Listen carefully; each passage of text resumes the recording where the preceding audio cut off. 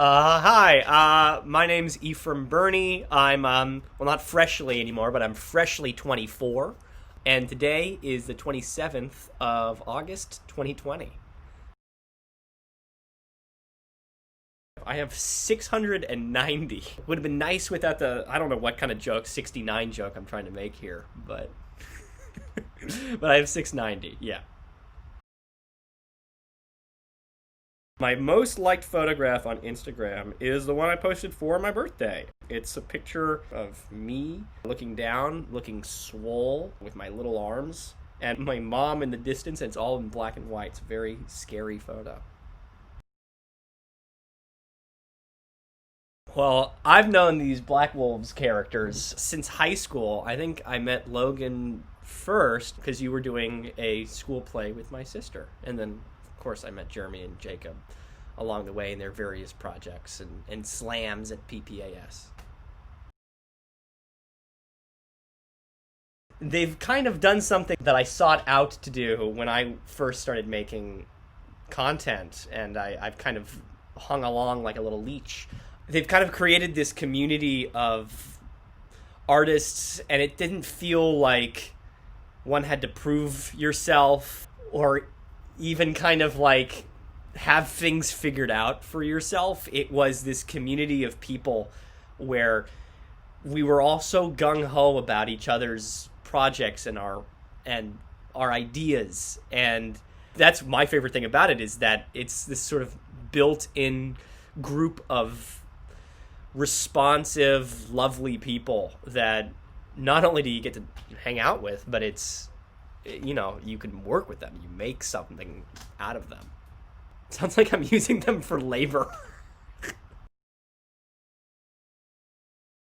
There was a lot of fun that we had filming Spotlight. Well, there's two moments. There's one was when we were in, I don't know whose dorm it was, but we were filming the scene where I was Ryan's little lackey, and I don't smoke, so I didn't know how to use the bong, and people were kind of instructing me how to use this, and then there was this mouse running around, so people were just kind of, it felt like we were kind of improvising as we went, which I really appreciate that kind of environment. But the thing that first came to my head was when we were shooting the audition scenes for Spotlight, and you guys just let me say whatever I wanted for my audition, because we weren't even thinking my character would have anything. And that again is my dream scenario, where you guys just let me let me make a fool out of myself.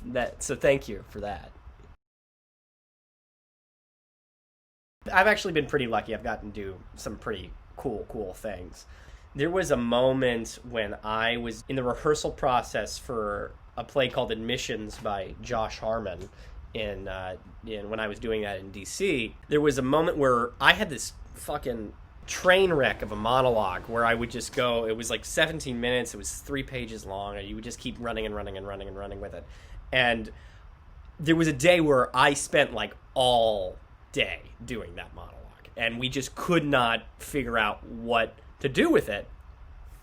And I think it was either exhaustion or something that our director had said that really kind of clicked with me. I was in this moment where so many of because the monologue is this long-running story, and all of a sudden just kind of spewing out of my mouth, sounds gross, but it was this, like, I had voices for every single one of the people I was talking about in my head. And I don't know how I got there, but it was this, I knew exactly what they sounded like and what they wanted me to feel, and it felt like this really kind of victorious breakthrough that you don't get in hardly any other kind of profession besides like acting or writing or something like that, where you're just like, yes, I got it. I know what this is now. That was a really good moment. I'll say that was really successful for me. With the circumstances right now, I'd say family. Right now, very weirdly enough, there's this tiny little field mouse that was caught, because we're upstate, and it was caught in a glue trap that I found like 2 o'clock in the morning, and I spent hours trying to cut him out of it. And he's okay. Like he's in a little fixture that we have for him upstairs, and I'm checking on him like maybe every 2 hours or so, and I feel like a father with this little thing. I don't know if he's gonna make it, but that's like right now, that's what's very important for me. Also, writing. I have projects that I care a lot about, but that's kind of the emotional crux of my last 2 days. I love Pirates of the Caribbean too, but that doesn't make me sound smart. But it is one of my favorite movies. I think it's one of the best sequels ever made. The Apartment is, I don't know when it was, but Jack Lemmon and Shirley MacLaine is a really important movie for me. Probably Albert Brooks' Defending Your Life. I don't know if anybody's seen it, but it's a movie that I come to every couple of years, and it is so fucking smart, and just how he thinks of life and death and what that means. I think that's a really, really funny and cool, and it's kind of shaped how I think of those things. I got this sort of burgundy shirt that I had lost for a while, and I think I found it because I've been kind of going back and forth, and I found it at the bottom of a shelf. And maybe that's just because I think it looks good on me. But I really am digging that kind of woody burgundy vibe, at least at the moment. Well, obviously, the answer would be yes. I'm trying to get it to a place where it's a no, or like a comfortable yes. I derive a lot of my kind of self-worth and pleasure, and that's a gross word, but kind of enjoyment from work, and seeing these kind of steps pay off in like a domino sort of thing is it makes my brain very happy. And so I do put a lot of pressure on myself to do those sorts of things. I'm trying to have it not be an unhealthy pressure, but yes, it is there, and it's a wave that's kind of that you don't want to fight, but it's going to knock you over if you go too far with it, sort of like that.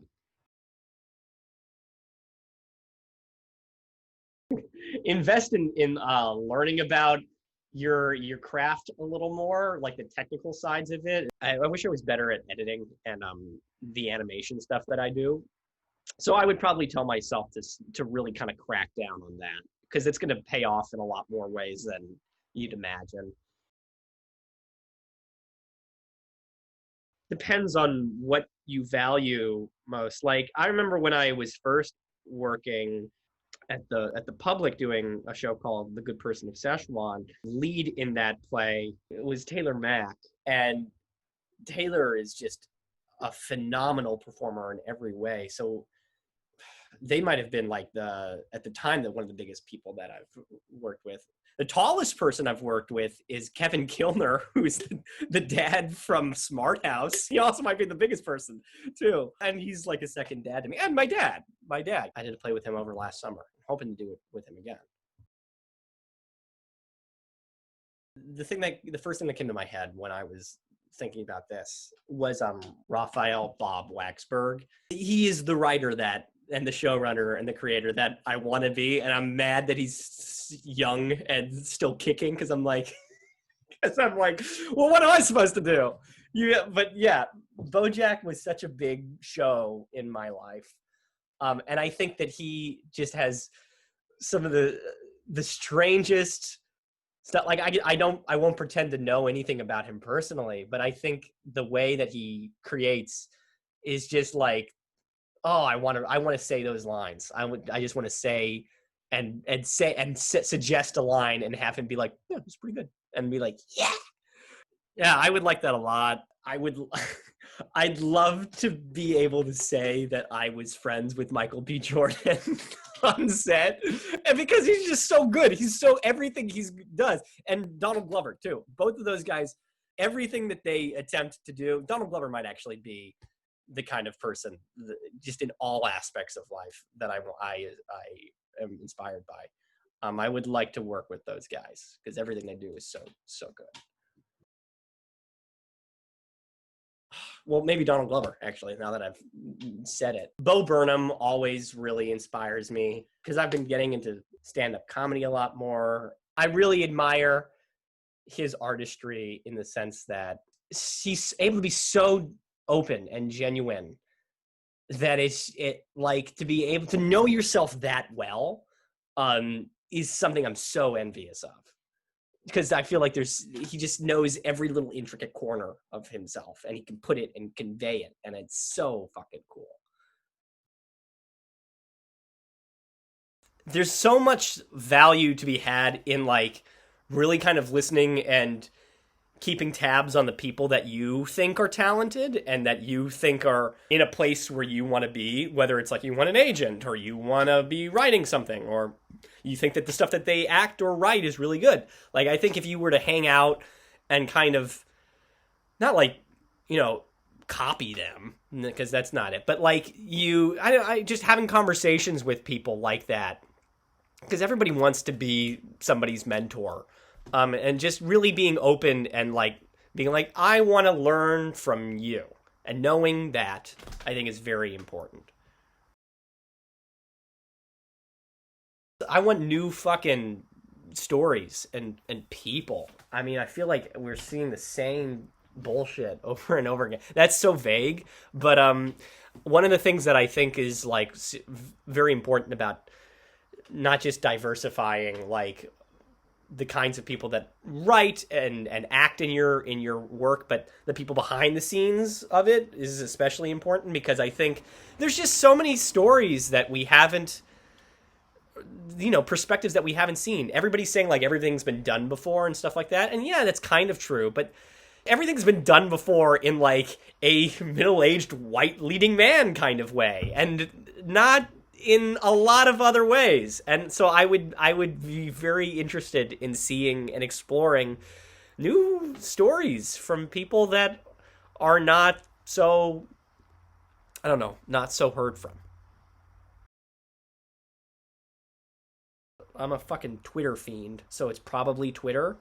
Though I think like, if this is kind of funny, I think the like my most longest like run time on an app is I have this relax melodies like white noise machine that plays on during the middle of the night, and they do ASMR, which I don't listen to, but I think it's funny that they have the option to. So that might be my most used app. Utilizing my time in a healthy way. I'm so struggling with being impatient with this and not comparing myself to other people. And when I get in a certain mood, I try not to be. I try to be very open and accepting of like other people's ideas. But I know when I get impatient with my work, I get really rigid and like it has to be like this. Otherwise, all this waiting that I've been doing isn't worth it. And that's just not a good place to be. I'd rather be much more open to ideas, and I shouldn't be so impatient. I'm trying to think of something nice that I would do for my family. Well, my dad's birthday is coming up. Maybe I would get him a massage chair. I joked about that, but I think that would be kind of nice. But no, like for a work thing, I would start funding. I would want an animated version of this thing that I've been working on, and I would try and pay somebody to do some an animatic, because I'm not good at that. So that's probably what I would want to invest in. Hey, I'm gonna do a little plug for myself. I mean, you could follow me at Ephraim Birney, _ burning on Instagram. And Bellhop, you should, I mean, we're not posting a lot on there right now, but you should follow it. There is some funny stuff that I'm proud of at Bellhop Productions on Instagram.